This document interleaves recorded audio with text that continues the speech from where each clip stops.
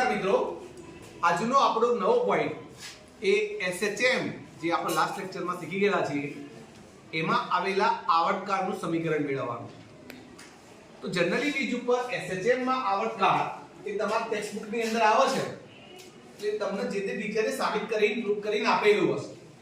સામાન્ય રીતે આવર્તકાળનું સમીકરણ શું છે આપણને ખબર છે 2π² m/k. આ જે આવર્તકાળનું સૂત્ર છે એ ઓફિશિયલી સરળ આવર્ત એટલે કે SHM ની ગતિ માટેનું આવર્તકાળનું સૂત્ર છે.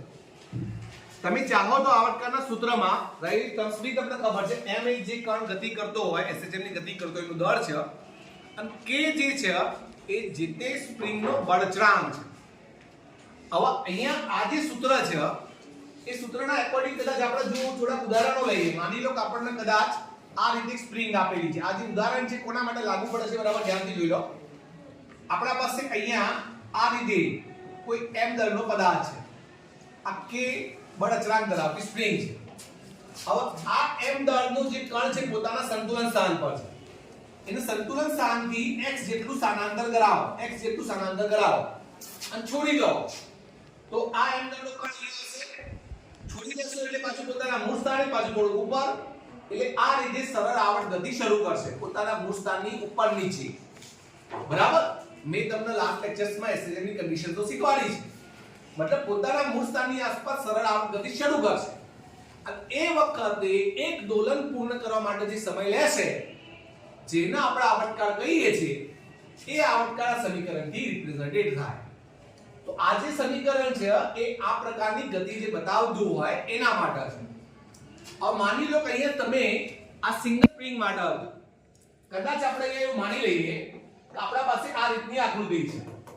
અહીંયા એક સ્પ્રિંગ છે, એના સાથે આ બીજી સ્પ્રિંગ એટેચ છે અને અહીંયા આપણા પાસે આ m દળનો કણ છે. અહીંયા જે સ્પ્રિંગ છે એનો બળચરાંક k1 છે. અહીંયા જે સ્પ્રિંગ છે એનો બળચરાંક k2 છે. તો અહીંયા આપણને કોઈ પ્રશ્ન પૂછ્યો કે જ્યારે એક સ્પ્રિંગ છે તો આપણને ખબર છે આવર્તકાળનું સૂત્ર, પણ આપણા પાસે એક કરતા વધુ સ્પ્રિંગો આ કયા જોડાણમાં કહેવાય? શ્રેણીમાં કહેવાય. તો એક કરતા વધુ સ્પ્રિંગો જો શ્રેણી જોડાણમાં કનેક્ટેડ કરેલી હોય તો એ વખતે એનો આવર્તકાળનું સૂત્ર શું થાય? તો જો આવર્તકાળના સૂત્ર પ્રમાણે 2π તો ફિક્સ રાશિ છે, એકમનો જે કણ છે એ બી ફિક્સ છે. હવે પ્રશ્ન વધ્યો k નો. તો એ શ્રેણી જોડાણ છે તો શ્રેણી જોડાણની અંદર સમતુલ્ય બળ અચળાંક એટલે કે k ઇક્વિલિબ્રિયમ ની કિંમત કેટલી થશે? તો અહીંયા થશે k1 ગુણ્યા k2 upon k1 plus k2. આ સૂત્ર થશે. એટલે કદાચ તમને યાદ આવતું હશે આપણે જે 10મા ધોરણની અંદર અવરોધ ભણ્યા હતા, અવરોધમાં જે સમાંતર જોડાણનું સૂત્ર છે એ સ્પ્રિંગમાં કયા જોડાણમાં આવે? શ્રેણી જોડાણ.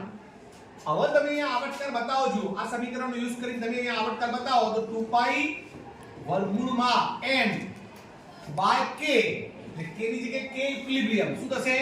k1 into k2 અને આ ઉપર જતું રહેશે અહીંયા થશે k1 plus k2. આ તમને આવર્તકાળ મળી ગયું. માની લો તમે આ જ રીતે